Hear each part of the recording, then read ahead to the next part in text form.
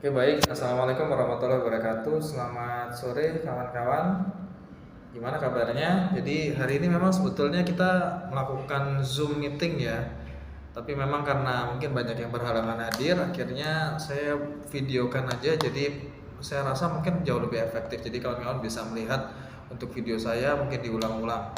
Oke kawan-kawan, jadi pertemuan kali ini saya akan membahas mengenai supply chain ya. Jadi supply chain management itu memang dari katanya pun dari artinya ya, kalau misalkan supply itu kan artinya pemasok, kalau misalkan chain itu artinya rantai, dan manajemen itu artinya adalah manage ataupun proses bagaimana mengatur orang.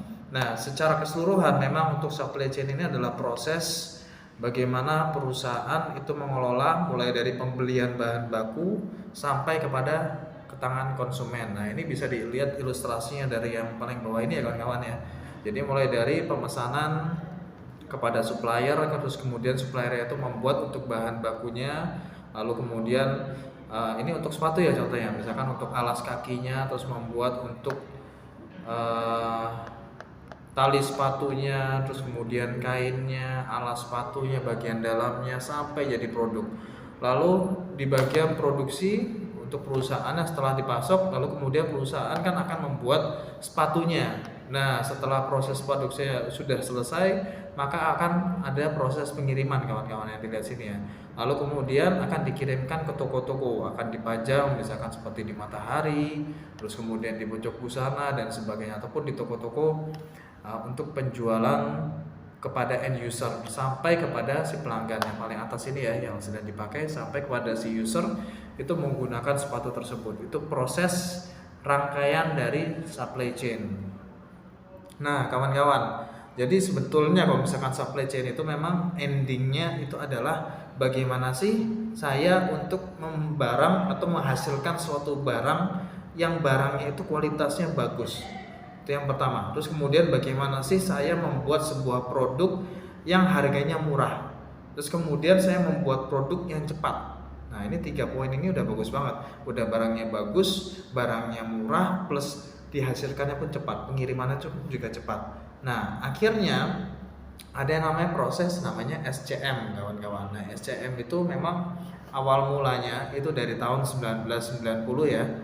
Itu awal mulanya adalah bagaimana sih sebuah produk itu, gimana caranya kita untuk menghasilkan produk yang murah, berkualitas, pengirimannya cepat, proses produksinya cepat. Semakin cepat kita memproduksi suatu barang, artinya semakin cepat kita mendapatkan uang. Semakin cepat barang itu kita kirimkan kepada si customer, akan semakin cepat uang yang akan kita terima.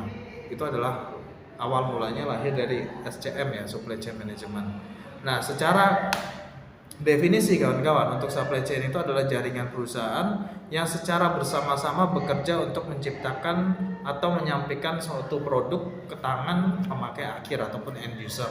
Dari pada saat perusahaan itu membuat barang, dia memesan barang bahan bakunya, misalkan kalau sepatu artinya dia memesan untuk tali sepatunya, dia memesan untuk kainnya, dia memesan untuk kulitnya, dia memesan untuk alas kaki bawahnya, untuk penutupnya dan sebagainya, sampai barang tersebut sampai kepada si customer. Itu adalah endingnya dari supply chain.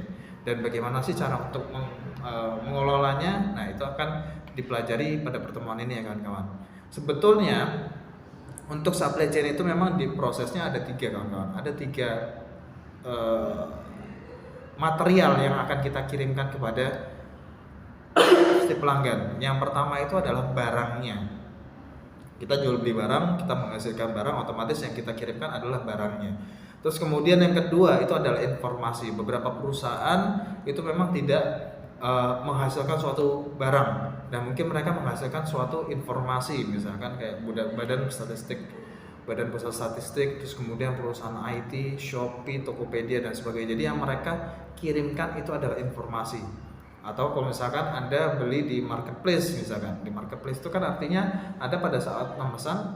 Nah dari sistem marketplace tersebut, dari TikTok, Shopee, Tokopedia dan sebagainya, mereka yang akan mengirimkan informasi ke kita, barang apa saja sih yang harus saya jual, barang apa saja yang harus saya kirimkan, atau pengirimannya itu ke arah mana dan sebagainya. Jadi itu adalah proses untuk informasi, untuk pengiriman informasi, ataupun dari keuangan terkait dengan pembayaran, terus kemudian detail tentang tagihan dan sebagainya. Jadi memang ada beberapa konteks yang terkait dengan supply chain, dan itu memang alirannya itu akan dipelajari pada saat ini ya.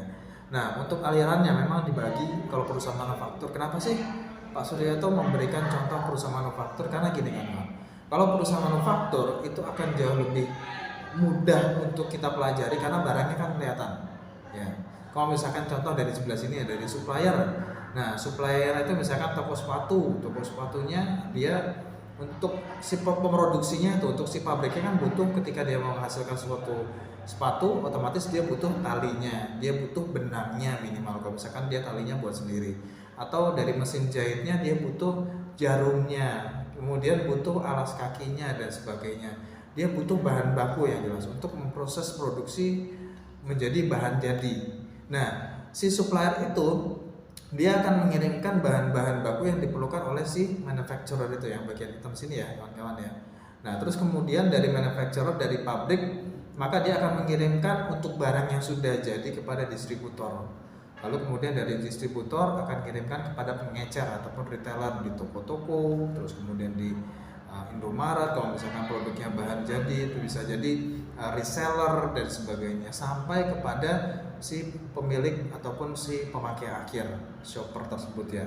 Nah, ketika barang itu sudah dikirim, tentunya kan ada proses informasi yang dikirim ya. Kalau misalkan kita menjual barang ya minimal ada suatu informasi, ada suatu proses untuk invoice, terus kemudian ada supply sales order, terus kemudian ada purchase order, kemudian ada term pembayaran dan sebagainya. Ini merupakan salah satu yang diperlukan untuk proses pengiriman kepada si customer. Terus kemudian gimana kalau misalkan dari customer itu akan mengirimkan apa, misalkan berupa informasi apa. Nah, biasanya kalau misalkan dari si customer mau pesan ya otomatis saya pembelinya, misalkan saya mau beli sepatu ya otomatis saya akan melampirkan terkait dengan barang apa yang saya harus jual, barang apa yang harus saya beli, barang apa yang saya harus pesan dan sebagainya. Nah, itu adalah informasi-informasi terkait dengan si penjual yang perlu didapatkan ya. Nah, memang untuk supply chain sendiri kawan-kawan memang ada sedikit problem ya. Beberapa kalau misalkan Anda buka usaha sendiri pun pasti Anda juga pasti akan mengalami, karena yang namanya supply chain ataupun rantai pasok ataupun kita proses pengiriman dari kita membeli bahan baku kemudian kita memprosesnya sampai kepada si customer itu memang prosesnya itu panjang sekali kawan-kawan. Dan itu ada banyak sekali hambatan-hambatan yang mungkin akan kita temukan pada saat proses untuk pengiriman kepada si customer. Contoh misalkan gini, ada satu perusahaan, ada perusahaan klien saya. Perusahaan klien saya itu adalah produksi roll karet, di mana produksi roll karet itu membutuhkan lem, dan lemnya itu tidak ada di Indonesia. Mereka harus beli dari luar negeri. Kalau salah saya lupa antara dari Vietnam ataupun dari Malaysia, saya lupa antara dua hal itu ya. Nah, intinya dia harus beli ataupun dia harus import. Nah, lem tersebut itu memang untuk didapatkannya pun juga karena kita proses di luar negeri, ketersediaannya pun bisa jadi terhambat. Sedangkan kalau lem itu tidak ada kawan-kawan, itu untuk membuat bahan baku atau membuat roll karet itu akan berhenti. Bayangkan sekrusial itu, padahal cuma lem doang. Dan itu lemnya tidak ada dijual tempat lain. Pernah saya tanyain juga, kenapa Pak kok tidak ada barang substitusi ataupun barang pengganti, yang artinya kenapa harus pakai lem itu? Kenapa nggak pakai lem yang lain? Misalkan yang ada di Indonesia mungkin agak sedikit mirip dengan kelekatannya, terus kemudian dari sisi kemasannya, produknya mungkin yang sedikit-sedikit mirip. Ada, tapi masalahnya nggak seefektif atau nggak sebaik produk yang mereka beli di sana. Nah, itu memang akhirnya pun juga sangat banyak, otomatis dari proses produksinya akan terhambat. Terus kemudian dia untuk akhirnya barangnya kan banyak yang down juga, jadi barangnya seharusnya saya order sekarang, kemudian saya proses produksi sekarang, dan harusnya besok saya udah kirimkan, ternyata bahan bakunya nggak ada, dia harus menunggu. Otomatis barang yang ada di bahan baku di gudangnya dia otomatis akan menumpuk terus, dan itu memang kendala yang sangat luar biasa buruk ya kalau misalnya menurut saya. Kalau sampai ada barang yang berhenti, nggak bisa diproduksi dan mangkrak di satu perusahaan, itu tentunya perusahaan akan mengalami kerugian. sayang banget, dan saya nggak akan rekomendasikan hal tersebut ya. Nah, terus kemudian bahan informasi harus mengalir antara beberapa entitas. Nah, ini juga sering banget karena untuk proses pengiriman kadang-kadang ataupun proses untuk supply chain itu kan kadang kita butuh beberapa orang. Misalkan Anda beli satu produk ini misalkan secara online, saya harus butuh lem yang seperti tadi ya. Saya butuh belinya itu lem. Belinya di mana? Misalkan di Alibaba. Nah, di Alibaba kan otomatis Anda akan menghubungi si pihak Alibabanya, terus kemudian Alibabanya nanti akan yang menyampaikan kepada si perusahaannya, kemudian dari perusahaannya akan mengirimkan inquiry kepada Anda, penawaran. Nah, dari penawaran tersebut nanti akan Anda proses negosiasi. Setelah proses negosiasi selesai baru proses pengiriman. Nah, dari proses pengiriman ada cukainya, terus kemudian setelah sudah dikirimkan nanti ada proses yang lainnya, misalkan ada dari ekspedisinya dan sebagainya, terus kemudian ada produksi, dan itu memang prosesnya sangat panjang sekali kawan-kawan. Jadi ini juga salah satu bentuk kekurangan juga dan masalah yang sering terjadi di rantai pasok. Nah, terus kemudian yang paling sering juga ini perusahaan meningkatkan peramalan permintaan. Jadi kadang-kadang perusahaan itu mereka melakukan forecasting, peramalan itu artinya dia akan meramalkan kira-kira berdasarkan tren yang ada pada bulan Januari sampai Maret misalkan. Nah, itu barang yang laku apa saja. Nah, barang yang laku tersebut otomatis akan diprioritaskan untuk diproduksi. Nah, bisa jadi karena ada beberapa kondisi, misalkan ada pesanan mendadak misalkan dari supplier yang besar ataupun dari customer yang besar. Nah, kita kan nggak bisa ngabaikan. Jadi proses produksi yang harusnya kita tetapkan untuk barang A tiba-tiba berubah jadi barang B. Nah, itu bisa aja kawan-kawan, bisa, dan kerap terjadi. Nah, untuk masalah yang terjadi untuk supply chain ini memang adanya ataupun kurangnya infrastruktur logistik ini juga bisa banget kan kawan. Jadi banyak perusahaan-perusahaan yang mereka mengirimkan, perhitungannya gini, daripada saya harus membeli truk untuk pengiriman dan saya harus mengalami untuk perawatannya, terus kemudian ada penyusutan untuk barang tersebut, kenapa nggak lebih baik saya itu menyewa? Akan jauh lebih murah, dari biaya untuk perawatannya pun juga akan murah. Mungkin banyak perusahaan yang punya pandangan-pandangan seperti itu. Nah, ini akibatnya perusahaan itu kan dia menyewa jasa pihak ketiga. Nah, tentunya ketika kita menyewa jasa pihak ketiga, kita tidak bisa menjamin bahwa barang yang dikirimkan ini sesuai dengan speknya. Apakah mereka pada saat pengiriman bisa jadi mereka ugal-ugalan, jalannya berantakan, atau enggak barang-barang yang memang sifatnya itu sangat sensitif ya, misalkan kayak pecah belah pada saat mereka kirimkan, terus kemudian barangnya itu asal main tumpuk aja, terus pada saat loadingnya pun juga seharusnya, atau masukin barangnya itu seharusnya harus hati-hati, mereka berantakan. Atau yang kedua biasanya yang sering ya kawan-kawan, jadi kalau misalkan pengiriman apalagi makanan, itu yang paling krusial banget. Jadi kalau makanan, misalkan makanan food ataupun frozen food ya, itu kan mereka harus jaga dari pabrik, itu mereka kirimkan kepada distributor, mereka harus jaga suhunya, nggak boleh namanya terlalu panas, jadi nggak boleh namanya terlalu dingin juga, jadi suhunya itu harus stabil. Sedangkan untuk di jalan, apalagi kalau misalkan siang, itu perubahan suhunya itu sangat tinggi ya, bisa jadi hujan, bisa jadi panasnya luar biasa, jadi kita tidak bisa memperkirakan berapa suhu yang normal, dan itu memang agak kesulitan. Dan beberapa perusahaan memang untuk pengiriman lebih bagus pagi ataupun malam hari, itu akan jauh lebih bagus untuk mengontrol terkait dengan suhunya, akan jauh lebih bagus. Terus kemudian masalah kualitas bahan komponen untuk rantai chain ini memang juga sangat bermasalah juga ya, karena memang kita berhubungan dengan pihak luar yang kita tidak bisa menjaga terkait dengan kualitasnya bagaimana, terus kemudian apakah mereka setiap saat ketika mereka memproduksi barang, apakah mereka menggunakan prosedur yang bagus. Kalau misalkan makanan, apakah mereka menggunakan bahan-bahan yang food grade dan sebagainya. Jadi jangan sampai kita produksi makanan terus kemudian kita beli untuk packingnya misalnya ciki itu kan ada packingnya, ada plastiknya. Nah, bahan plastiknya itu mungkin tidak food grade, ataupun mereka pada waktu cetak terus kemudian ada kontaminasi dari luar, dan itu sangat merugikan sekali ya. Apalagi ada komplain dan akhirnya ada temuan, otomatis barang yang sudah kita distribusikan kita harus tarik, ataupun kalau misalkan sebutan namanya recall ya. Kalau kita recall otomatis akan luar biasa sangat merugikan sekali ya. Nah, terus kemudian perusahaan IC itu rata-rata murni cenderung memiliki lebih banyak masalah karena rantai pasokan mereka tidak memiliki infrastruktur logistik dan terpaksa menggunakan jasa logistik eksternal. Ini yang sudah saya jelaskan tadi ya. Nah, terus kemudian untuk masalah tantangan mengelola supply chain ini kadang-kadang nggak kawan ya. Bukan kadang-kadang sih, mungkin lebih sering ya. Untuk marketing ini kadang-kadang memang jarang sekali yang namanya, karena mereka pun juga punya target ya. Rata-rata mereka menjual suatu barang atau enggak mereka menjual atau memberikan satu kesepakatan harga dan kuantitas itu kadang-kadang tidak dibicarakan dengan bagian produksi. Kadang produksi itu kan mereka sudah ada jadwal-jadwalnya. Mereka pun juga punya targetnya. Jadi tidak semata-mata produk A, yaudah pokoknya diiyain aja. Padahal mereka punya di produksi itu mereka juga punya jadwal-jadwalnya. Itu kadang suka bentrok.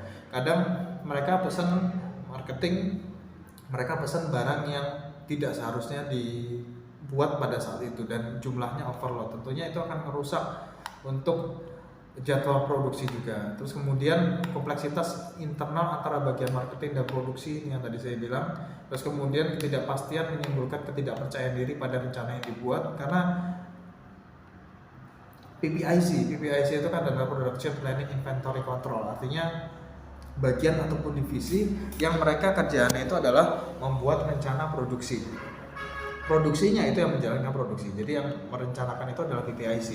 Nah kadang ini kalau misalkan kita sudah tetapkan jadwal produksi adalah membuat barang dengan ingredients A, B, C, D dengan jumlah kuantitas misalkan 10.000 roll.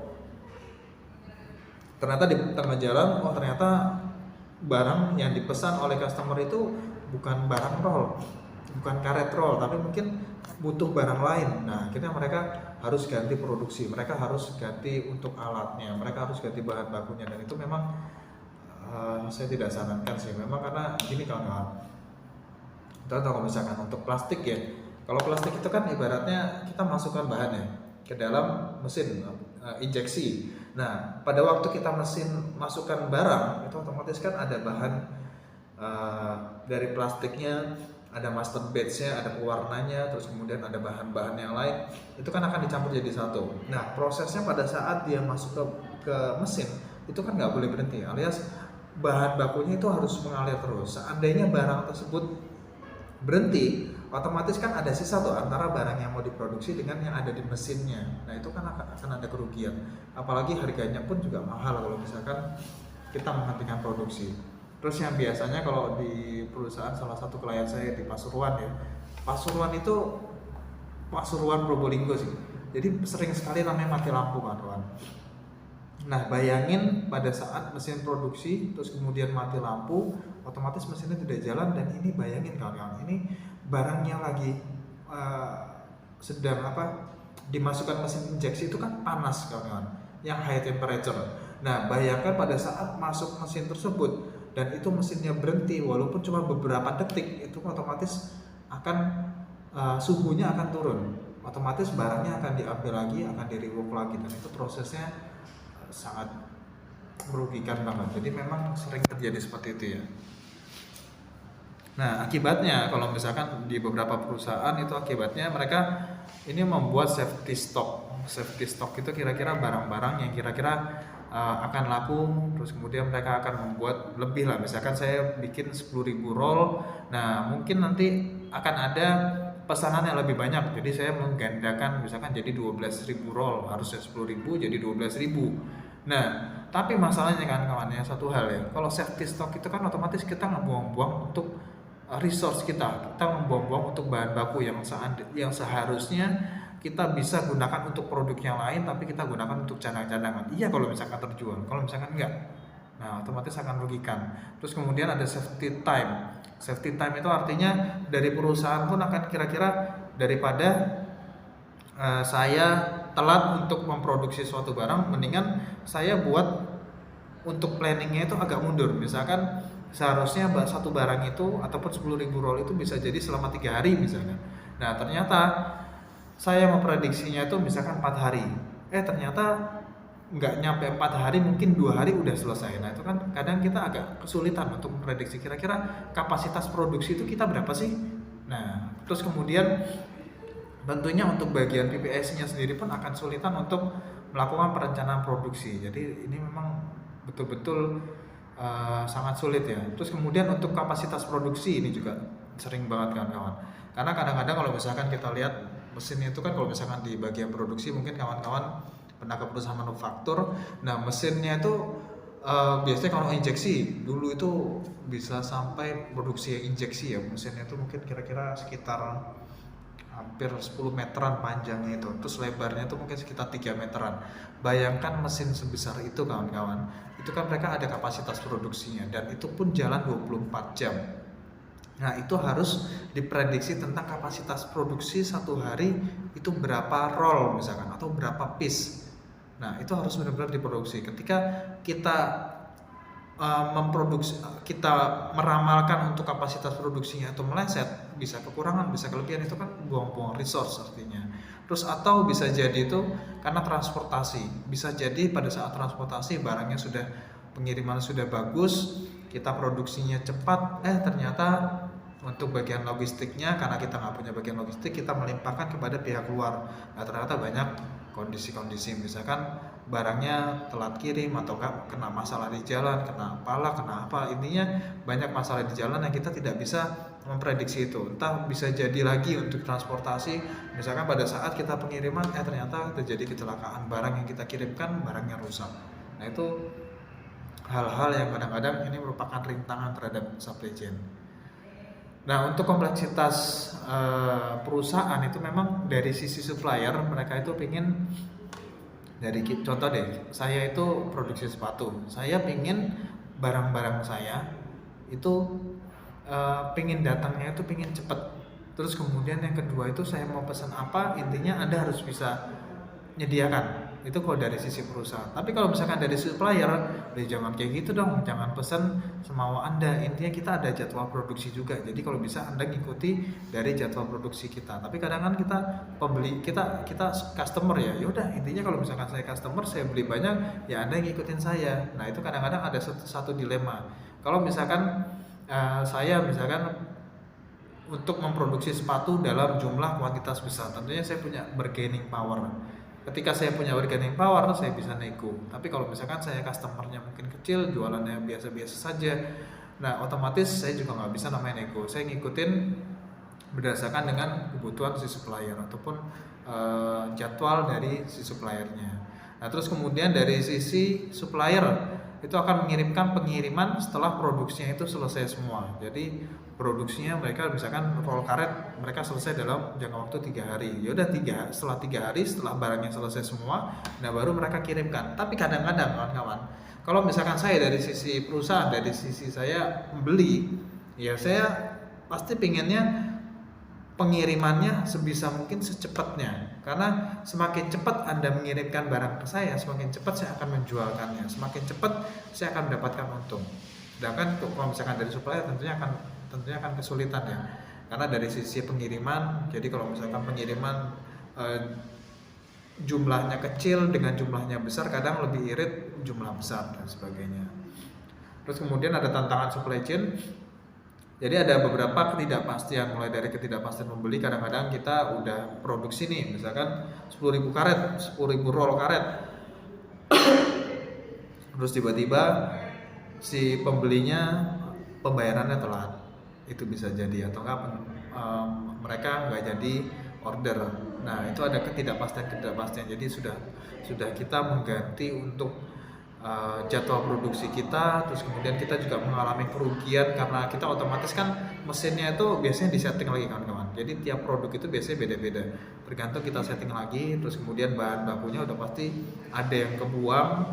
Nah dia kita rugi banyak kalau misalkan seandainya si pembelinya itu dia tidak bayar ataupun dia tidak jadi beli, itu tentunya akan jadi kerugian yang sangat besar ya. Terus kemudian ada ketidakpastian dari supplier terkait dengan pengiriman pengiriman barang, harga, kualitas maupun kuantitas. Ini pun juga yang tadi saya bilang, kalau misalkan supplier itu bisa jadi untuk pengirimannya oke, dia pengirimannya cepat tapi ekspedisinya mungkin lambat, atau misalkan dari harganya fluktuatif, misalkan kita belinya import, nah otomatis kita juga menyesuaikan dengan harga dolar. Nah harga dolar naik turun, terus kemudian bisa jadi karena mereka supplier tunggal, jadi mereka bisa memainkan harga, itu juga jadi fatal. Atau enggak dari kualitas, ini biasanya kualitas saya tidak bisa menjamin terkait dengan barang Anda. Nah itu kadang-kadang agak sulit kawan-kawan. Kita gimana caranya untuk menjamin kualitas? Cuman biasanya kalau misalkan saya itu merekomendasikan, kalau misalkan kita pembelian dari sisi purchasing ya, dari sisi pembelian itu biasanya kita melakukan audit terhadap si suppliernya. Misalkan suppliernya ada di Surabaya. Nah biasanya saya akan melakukan audit ke sana, saya datang ke perusahaannya, terus kemudian saya akan lihat proses produksinya, terus saya akan memberikan masukan kira-kira apa saja sih yang perlu diperbaiki. Nah itu biasanya saya sering banget untuk melakukan tersebut, namanya audit supplier. Nah audit supplier itu biasanya ada terkait dengan seleksi supplier, terus kemudian ada approve supplier, mana yang pending, mana supplier yang bagus, mana supplier yang bisa pembayarannya itu lambat dan sebagainya. Itu bisa kita atur ya. Nah ini kita dari tadi kan berbicara tentang supply chain ya. Sebetulnya untuk supply chain ini itu ada perbedaannya dengan SCM ya. Jadi supply chain itu adalah jaringan fisiknya, caranya untuk proses pengirimannya, fisiknya intinya. Tapi kalau SCM atau supply chain management, jadi intinya kalau supply chain nggak ada manajemennya. Kalau SCM itu belakangnya adalah supply chain management. Jadi bedanya cuma manajemennya. Manajemennya itu artinya suatu cara ataupun alat ataupun pendekatan ataupun suatu metode yang digunakan untuk melakukan ataupun memanage terkait dengan rantai pasok, itu SCM kawan-kawan. Gunanya apa? Gunanya SCM agar kita bisa mengirimkannya cepat, barangnya murah, harga yang kita tawarkan murah, keuntungan yang kita dapatkan adalah tinggi. Itu memang endingnya dari supply chain. Makanya banyak sekali kalau misalkan SCM itu ada namanya just in time. Just in time itu artinya ketika kita beli suatu barang, kita produksi, kemudian kita kirimkan tanpa ada yang namanya proses delay ataupun barang itu berdiam di perusahaan. Jadi ibaratnya kita beli bahan baku, kita produksi langsung dikirimkan, nggak pakai lama, nggak ada yang namanya disimpan dalam gudang. Itu just in time. Nah, terus kemudian untuk pendekatan yang ditekankan pada SCM itu adalah integrasi dan semangat kolaborasi. Kalau SCM ya pasti, kalau integrasi itu artinya kalau kita berbicara mengenai integrasi ya, supply chain itu kan memang jaringan ya, terkait dengan jaringan. Bagaimana cara kita untuk memastikan barangnya sampai kepada si pelanggan. Nah, untuk menjaga kualitas, untuk menjaga pengiriman, otomatis kita juga perlu menjaga kualitas kita. Artinya gini kawan-kawan, kita ingin menghasilkan satu produk yang bagus, otomatis kita juga butuh bahan bakunya juga bagus. Kita butuh harganya murah agar kita dapat barangnya ataupun keuntungannya yang lebih. Bagaimana caranya ya? Kita juga harus cari si suppliernya yang berkualitas juga dong. Mereka kasih barang kita dengan harga yang murah, terus mereka kasih barang kita dengan barang yang berkualitas. Baru kita bisa membuat barang jadi yang benar-benar berkualitas juga. Dan itu tentunya ada integrasi juga antara satu bidang ataupun satu perusahaan dengan perusahaan lainnya. Biasanya kalau misalkan di supplier itu biasanya kita kasih cashback juga. Jadi perusahaan-perusahaan yang mereka tidak pernah mengirimkannya telat, terus kemudian kalau pembeli juga sama. Jadi pembeli yang melakukan pembelian secara rutin itu biasanya kita kasih cashback, kita kasih penghargaan. Entah biasanya dalam bentuk handphone atau enggak dalam bentuk voucher dan sebagainya. Nah, kalau misalkan kita berbicara tentang supply chain dan SCM, tentunya supply chain itu kan artinya pemasok ya. Kita artinya membeli barang ataupun kita butuh membeli barang dan menyampaikan kepada si customer. Untuk pembelian barang dari sisi kita ya, dari sisi kita membeli barang kepada si supplier. Nah, itu ada satu proses, ada satu sistem. Kalau secara IT itu namanya e-procurement. Artinya sistem aplikasi berbasis internet yang menawarkan proses order pembelian secara elektronik dan meningkatkan fungsi-fungsi administrasi untuk membeli dan memasok guna efisiensi biaya. Biasanya kalau sistem ini e-procurement artinya saya pembeli. Artinya saya itu biasanya memberikan satu tender kepada supplier saya. Saya punya kebutuhan barang terkait dengan sepatu misalnya. Nah, sepatu ini saya minta harganya adalah 20.000 per piece-nya. Kira-kira siapa supplier yang bisa atau sanggup mensuplai saya dengan harga 20.000 dengan spesifikasi sekian sekian sekian sekian. Nah, biasanya itu namanya proses tendering ya, atau proses tender. Nah, dulu beberapa tahun yang lalu itu biasanya kalau sistem tender itu kita bawa map, kawan-kawan. Apalagi kalau saya pada saat dulu di bisnis konsultan itu biasanya bawa map, biasanya kita bawa perusahaan pembanding, bawa dokumen yang tebelnya itu banyak sekali untuk datang ke instansi terkait. Terus kita melakukan negosiasi. Nah, kalau misalkan sekarang udah nggak perlu seperti itu karena udah sistemnya online, sistemnya sudah digital. Apalagi kalau misalkan e-procurement itu biasanya kita proses tendering udah nggak pakai sistem manual lagi, paling hanya presentasi. Dan itu pun juga banyak yang presentasi pun juga melalui Zoom, terus kemudian ada Google Meet dan sebagainya. Intinya bisa dilakukan secara online. Nah, procurement intinya kalau misalkan kita manual kan ini bisa dalam tanda kutip ya kan. Kalau procurement pembelian ataupun tender secara langsung itu kan biasanya ada lobby, dan itu tentunya dari sisi perusahaan pun juga nggak menguntungkan juga ya. Pasti mereka ada biaya untuk entertainingnya. Tapi kalau misalkan e-procurement ataupun sistemnya sudah online, ya kan jauh lebih efisien, jauh lebih cepat. Intinya diiklankan secara online, orang yang mau masukin dokumen tinggal klik aja, beres. Makanya jadi lebih efektif dan efisien. Nah, terus kemudian e-procurement itu juga bisa mengurangi hal-hal yang tidak diperlukan. Jadi misalkan seperti cetak dokumen, terus kemudian dokumennya kan harus tebel-tebel ya. Jadi prosesnya terus kemudian harus dikasih ke sana, belum dia juga harus bayar parkir, mereka harus ngelobi, datang presentasi, terus kemudian mereka harus naruh. Nah, dari sisi si suppliernya pun yang minta untuk barangnya pun juga mereka harus butuh untuk melakukan proses verifikasi, prosesnya jadi ruwet kawan-kawan. Tapi kalau e-procurement itu akan jauh lebih mudah karena kita kirimkan itu data-data yang digital, jadi lebih mudah banget kawan-kawan. Nah, dalam prakteknya e-procurement ini mengurangi untuk penggunaan kertas, menghemat waktu. Ini yang mungkin tadi saya jelaskan ya. Nah, untuk e-procurement itu ada manfaat keuntungan langsung dan tidak langsung ya. Kalau keuntungan langsung sudah pasti kita sistemnya online, tercatatnya langsung secara online digital ya. Berarti akurasi datanya ataupun kesalahan untuk human errornya akan semakin kecil kan. Beda kalau misalkan kita catatnya manual. Pak, saya pesen, misalkan contoh ya, saya pesen barang A itu 10.000 dengan harga 100.000. Terus kemudian kita sampaikan, ternyata mereka kebalik nih, mereka dengarnya bukan 100.000 tapi 10.000. Nah, akhirnya dirubah tuh. Saya pesen barang A dengan 100.000, terus kemudian harganya adalah 10.000, kan kebalik. Nah, itu juga tentunya akurasi datanya akan semakin buruk. Apalagi kalau misalkan jumlahnya adalah bisa miliaran. Kalau tender itu kan jumlahnya bisa miliaran, bisa ratusan miliar, bisa jutaan. Makanya itu memang tentunya akan sangat merepotkan kalau misalkan sistemnya itu masih offline seperti dulu ya. Tapi kalau sekarang sistemnya udah online, maka jauh lebih mudah. Terus kemudian aplikasinya untuk proses tendernya juga akan jauh lebih mudah. Kita mencari untuk barangnya pun juga jadi semakin gampang ya. Nah, terus kemudian untuk biaya operasi, tentunya biaya operasinya akan jauh lebih murah. Terus kemudian supply cost-nya pun akan jauh lebih murah banget. Nah, terus kemudian untuk keuntungan tidak langsungnya, jadi karena kita online, jadi karena bisa suppliernya itu bisa datang dari mana saja, otomatis pilihan suppliernya kan tentunya akan banyak.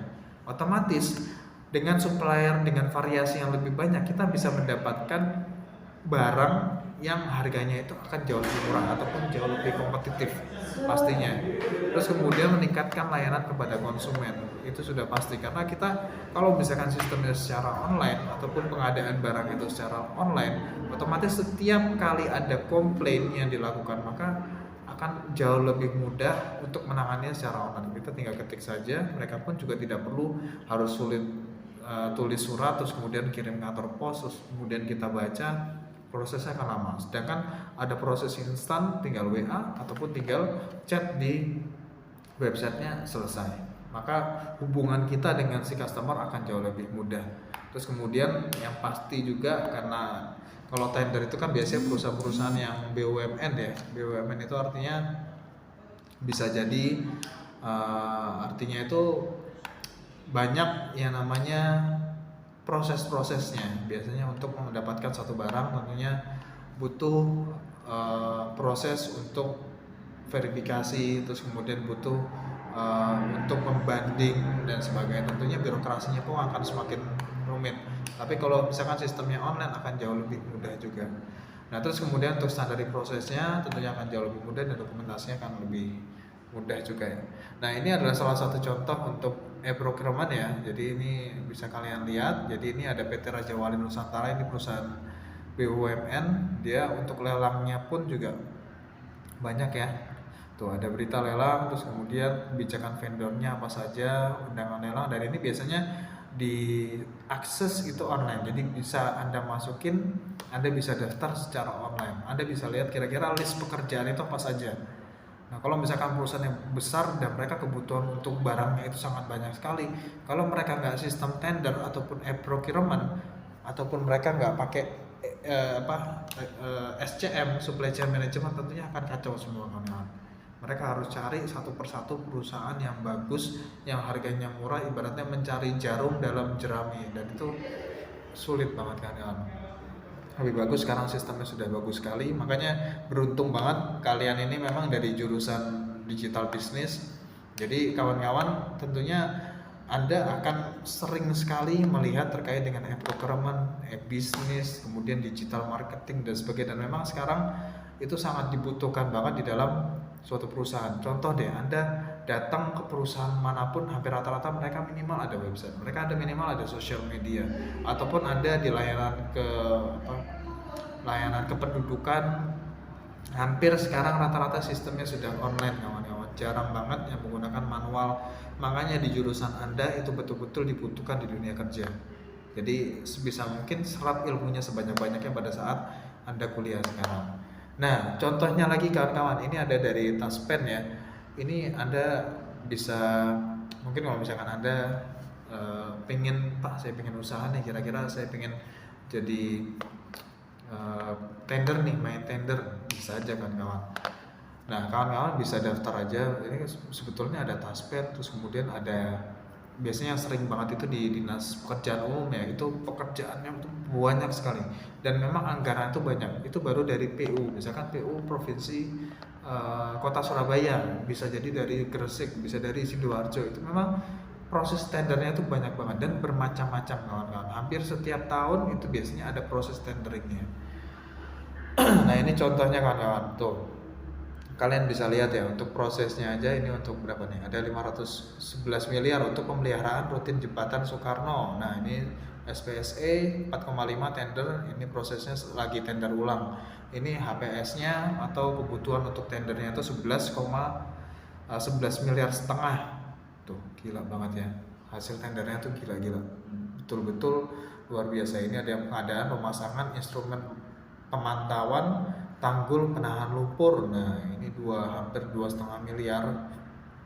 Nah, ini ada lagi misalkan rehabilitasi jaringan irigasi DI Sinorang Olumbu Kabupaten Bangai tahap 2. Nah, ini ada hampir 16,2 miliar ya. Gila, besar-besar. Terus ada lagi nih proses penyediaan air baku KI Sedati Kabupaten Bangka Selatan. Nah, ini untuk progresnya pun berapa ini? Hampir berapa nih? 80 miliar ya di sini. Iya, 80 miliar ya untuk proses. Jadi prosesnya itu memang untuk tender itu luar biasa gede-gede sekali ya. Oke, mungkin dari saya sekian aja. Nanti kalau misalkan kawan-kawan ada yang perlu didiskusikan ataupun ada yang ditanyakan, monggo silakan langsung japri aja, atau enggak Anda bisa mengechat di grup, monggo silakan.